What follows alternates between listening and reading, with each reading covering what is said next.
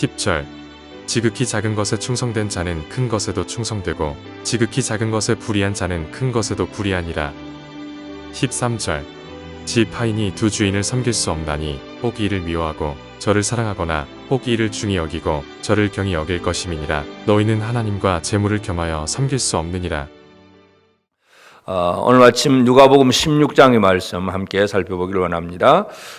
예수님께서 이제 무리들에게 여러 가지 하나님의 마음, 아버지의 마음을 품을 것, 그것을 분명히 세 가지 비유로 말씀을 하셨습니다. 그래서 세리와 죄인들이 가까이 오는 것에 대해서 사람들이 비난하고 그렇게 정죄할 때에 하나님 아버지는 이 죄인 한 사람이 돌아오는 것을 가장 기뻐하고 즐거워한다 하는 그 가르침, 그 무리들에 대한 가르침, 바리새인과 제자들에 대한 그 서기관들에 대해서 그렇게 말씀을 하시고, 이제 16장에서는 이제 제자들에게 이르시되, 이제 그 바리새인 서기관들에게는 세 가지 비유를 얘기하고 이제 제자들에게 주시는 교훈입니다. 제자들에게 주시는 교훈인데 오늘 16장의 내용을 보면 이 재물, 돈의 문제입니다. 모든 인류 역사 속에 이 돈 문제가 가장 큰 문제고, 이 돈 때문에 사람들이 살인도 하고 사기도 치고 거짓말도 하고 뭐 별별 수단을 다 쓰고, 또 이 맘모니즘, 돈이 신이 되어 있고 돈 때문에 그저 돈을 섬기기 위해서, 돈을 모으기 위해서 뭐든지 다 하는 그런 사람들 때문에 이 돈이라고 하는 것이 참 이 사용을 할 수 있는 분명한 도구인데, 그런데 이 도구가 사람들에게는 어떤 더 의지하는, 또 믿고 의지하는 그런 신이 되고, 있으면 아주 교만하게 큰소리치고 없으면 비굴해지고, 이런 것들이 참 이 돈의 문제로 이루어진다는 것을 우리가 이 실상에서 우리가 늘 살펴볼 수 있습니다. 지금도 마찬가지입니다. 우리가 열심히 일해야 되고 또 어떻게 하면 돈을 많이 벌까, 많은 사람들은 돈 버는 일에 모든 촉각을 세우고 돈 되는 일이라면 뭐든지 하려고 애를 씁니다. 그래서 이 돈의 힘을 믿고 사는 사람들, 이런 사람들이 대부분인데, 그렇기 때문에 이제 예수님께서 제자들에게 주시는 이제 교훈의 말씀은 이 청지기. 근데 이 악한 세대 속에 이 세대 속에서, 이 세대 사람들 속에서 뭔가 지혜로운 청지기 이야기를 해줍니다. 어떤 주인에게 이 청지기가 있었는데, 이 청지기가 뭔가 이 일을 잘못하고 있다는 그런 소식이 주인에게 들려졌습니다. 그래서 주인은 그 청지기를 불러서 내가 들은 이 말이 어찌 됨이냐 그러면서, 이제 너는 이제 다른 사람에게 인수인계하도록 계산을 해라, 그렇게 그로 하여금 이제 더 이상 일을 못하게 합니다. 그러니까 그 청지기는, 불의한 청지기는 내가 그러면 이제 이 직분을 빼앗기고 나면 뭘 하게 됐냐, 나가서 일할 수도 없고 빌어먹자니 부끄럽고 그저 힘도, 땅을 파자니 힘이 없고, 그럼 내가 뭘 해야 되겠냐, 자기가 할 일을 생각하면서 주인에게 빚진 자들을 불러가지고 그들의 빚이 얼마다 그러면 깎아서 다시 정서를 만들어 쓰게 하고, 그러니까 결국은 이 많은 빚을 졌는데 뭐 절반쯤 깎아주니까 이 사람은, 채무자들은 얼마나 속으로 좋겠습니까? 그러니까 그렇게 하고 그 나머지를 이 청지기와 더불어서 나누려고 하는 것, 이런 얘기를 하면서 이제 이 예수님께서 이 비유를 하시면서 강조하신 것은 8절에 보면 주인이 이 옳지 않은 청지기가 이를 지혜 있게 하였으므로 칭찬하였으니 이 세대의 아들들이 자기 시대에 있어서는 빛의 아들들보다 더 지혜로움이니라. 예수님이 제자들에게 가르쳐 주시는 것은 이 세대의 아들들이 있고 빛의 아들들이 있습니다. 그래서 이 세대의 아들들이 살아가는 모습들, 그저 돈을 위해서, 돈 버는 일이라면 뭐든지 하는 바로 그런 사람들은 자기의 어떤 장래를 위해서 준비하고 있는 그런 여러 가지 모든 그 꾀를 부리는 것들을 보면서 이제 빛의 아들들보다 이 사람들은 이 세대 속에서는 더 지혜롭다, 그런 얘기를 합니다. 그러면서 9절에 내가 너에게 말하노니 불의의 재물로 친구를 사귀라. 그리하면 그 재물이 없어질 때 그들이 너희를 영주할 처소로 영접하리라. 그러니까 이 청지기가 그 빚을 깎아줌으로써, 탕감해줌으로써 그 탕감한 돈을 가지고 자기 친구를 산 거와 마찬가지입니다. 그래서 이 세상 사람들은 그렇게 삽니다. 그러나 이제 예수님께서 제자들에게 그런 짓을 하라는 얘기가 아니라 이 사람들과 비교하면서 그러나 진짜 제자들에게 기억해야 될 것이 있는데 이 제자들에게 해야 될 일이 뭐냐 하면 10절 지극히 작은 것에 충성된 자는 큰 것에도 충성되고 지극히 작은 것에 불의한 자는 그 큰 것에도 불의하니라. 지극히 작은 것에 충성된 자, 또 불의한 자. 그래서 오늘 우리는 예수님의 제자의 입장에서 우리는 과연 지극히 작은 것이라고 할지라도 그것에 대해서 온전히 충성하고 있는가 하는 것, 이걸 우리가 다시 한번 기억을 해야 됩니다. 그래서 불의한 재물은 또 지극히 작은 것과 비교하고 참된 것을 큰 것과 비교를 하면서 오늘 우리 예수의 제자들은 참된 것, 큰 것에 대한 충성함이 이루어져야 된다는 것, 이것을 분명히 말씀을 합니다. 그러면서 이 비유의 핵심이 결론이 뭐냐 하면 13절에 지파인이 두 주인을 섬길 수 없나니 혹 이를 미워하고 저를 사랑하거나 혹 이를 중히 여기고 저를 경히 여길 것임이라. 너희는 하나님과 재물을 겸하여 섬길 수 없느니라. 하나님과 재물을 겸하여 섬길 수 없다. 그래서 사람들은 늘 하나님도 좋고 돈도 좋고 두 가지를 다 동시에 취하려고 하는 그런 생각을 가지고 있지만 그러나 결과적으로 볼 때에 결국은 하나님과 재물은 둘 다 섬길 수 없다는 사실, 두 주인을 섬기려고 하는 것은 온전한 충성을 이룰 수 없다는 것을 분명히 말씀을 하고 있습니다. 이런 얘기를 하니까 그 제자들 주변에 듣고 있는 바리새인들이 예수님의 그 교훈에 대해서 비웃습니다. 14절 바리새인들은 돈을 좋아하는 자들이라 이 모든 것을 듣고 비웃거늘. 그러니까 재물에 대한 교훈을 주니까 이 바리새인들은 기본적으로 돈을 좋아합니다. 하나님 백성이고 하나님 나라 사람이고 우리는 거룩한 백성들이고 선민이라고 하는 선민 사상이 가득하지만 그러나 실상은 그들은 돈을 좋아하기 때문에 이 돈에 대한 그 교훈을 주시는 그런 예수님의 말씀에 대해서 아주 비웃고 있습니다. 그때 예수님은 그들에게 또 얘기를 하면서 너희는 사람 앞에서 스스로 옳다고 하지만 그러나 너희 마음을 하나님께서 아시나니 하나님은 사람의 마음을 아신다 하는 것, 이것을 분명히 강조하면서 하나님 주신 율법과 선지자, 그 율법은 다 이루어진다는 것을 분명히 강조합니다. 그래서 율법의 한 획이 떨어짐보다 천지가 없어짐이 쉬우리라 그렇게 얘기하면서 이 자기 아내를 버리고 장가드는 자도 간음함이고 버림당한 여자에게 장가드는 자도 간음함이다.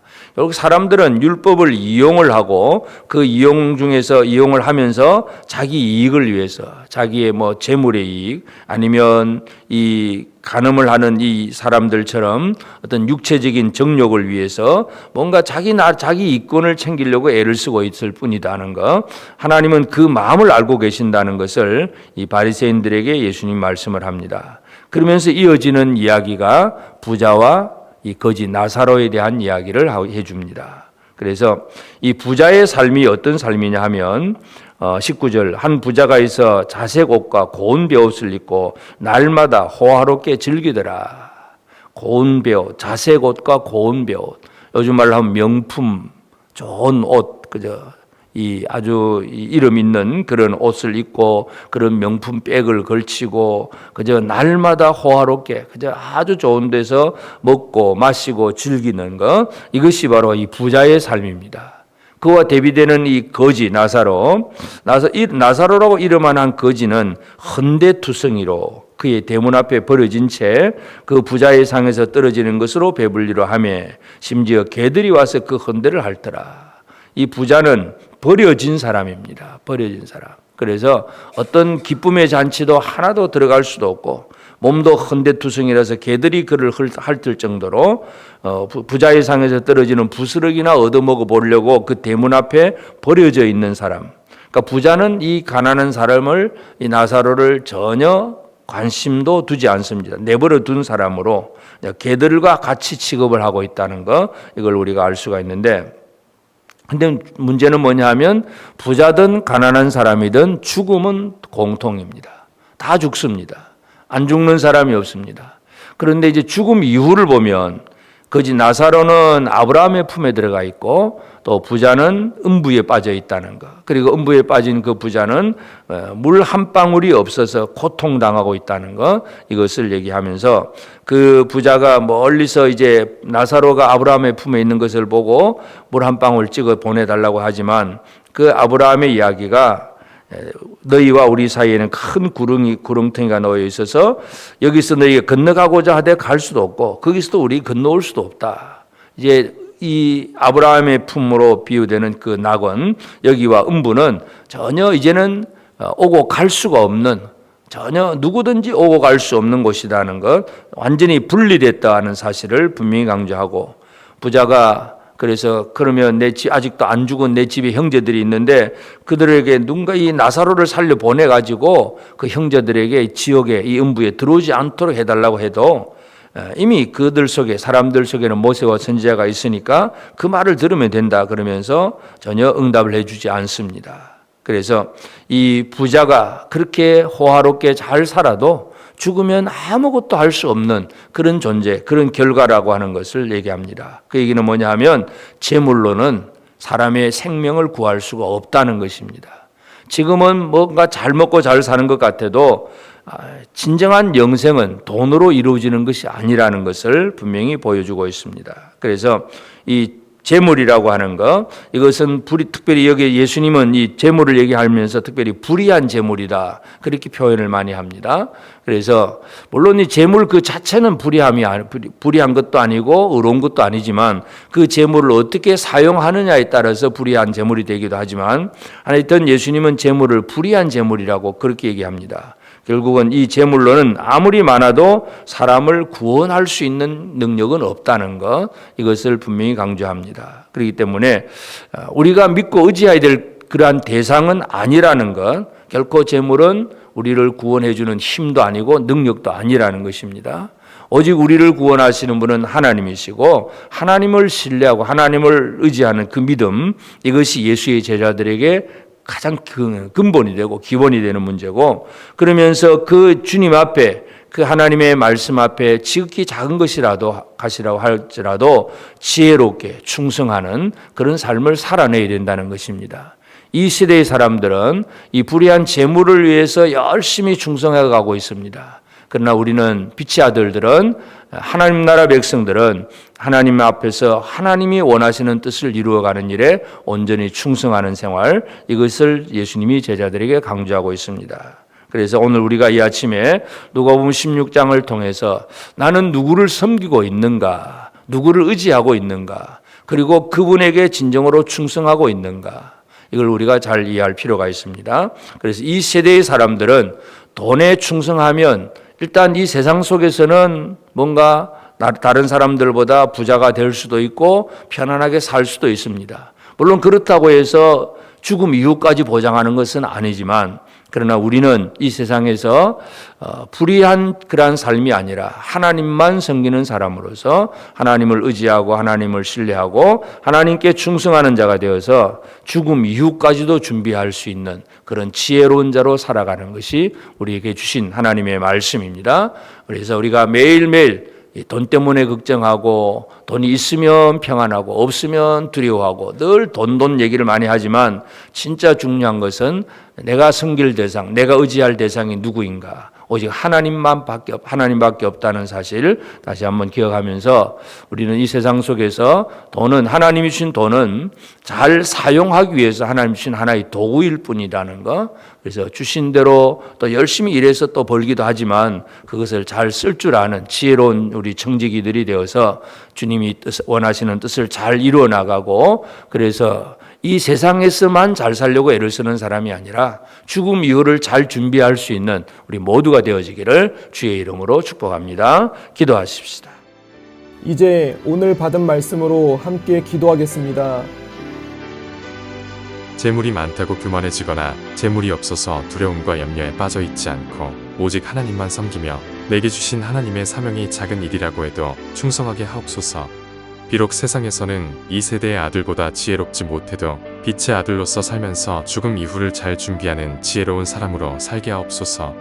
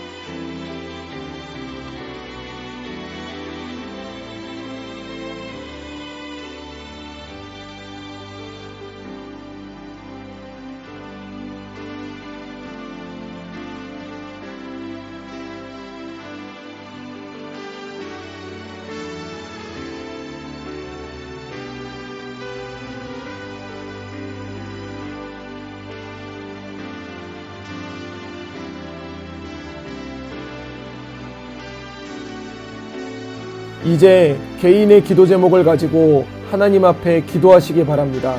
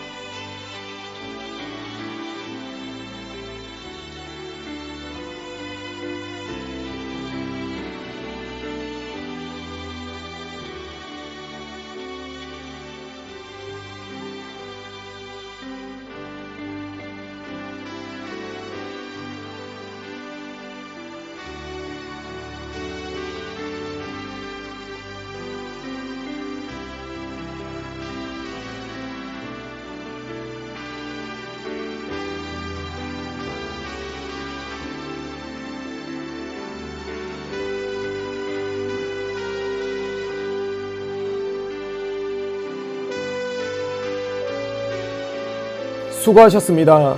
오늘도 하나님의 인도하심 가운데 승리의 하루를 보내시는 우리 재건부평교회 모든 성도님들이 되시기를 주님의 이름으로 축복합니다.